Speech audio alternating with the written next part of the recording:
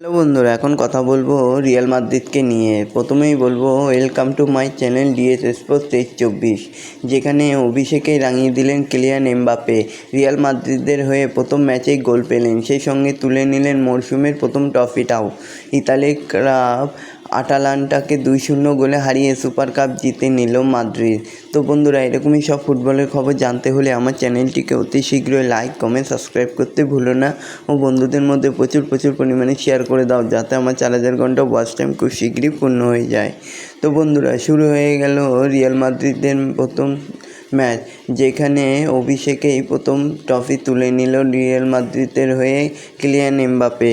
মাঠে নামতেই প্রথম মরশুমের প্রথম ট্রফিটা পেয়ে গেল। ইতালির ক্লাব আটালান্টাকে 2-0 গোলে হারিয়ে সুপার কাপ জিতে নিল রিয়াল মাদ্রিদ। অভিষেক ম্যাচে এই গোল এবং ট্রফি সত্যিই যেন অসাধারণ। রিয়াল মাদ্রিদের জার্সি গায়ে স্বপ্নের অভিষেক হলো কিলিয়ান এমবাপ্পের। ফ্রান্সের ফুটবলারের দাপটে উড়ে গেল সুপার কাপের ফাইনালে আটালান্টা 2-0 গোলে হারল। মৌসুমের শুরুতেই ট্রফি জিতল তারা, রিয়াল মাদ্রিদ।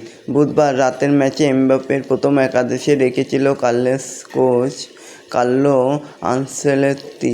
82 মিনিটে গোল খেলেন এমবাপ্পে, গোলটি করালেন এমবাপ্পে 68 মিনিটে। ভিনিসিয়াসের থেকে বাঁ দিক থেকে পাস পেয়েছিল জুড বেলিংহ্যাম। আটালান্টাকে রক্ষণের ফাঁক দিয়ে পাস দেন এমবাপ্পেকে।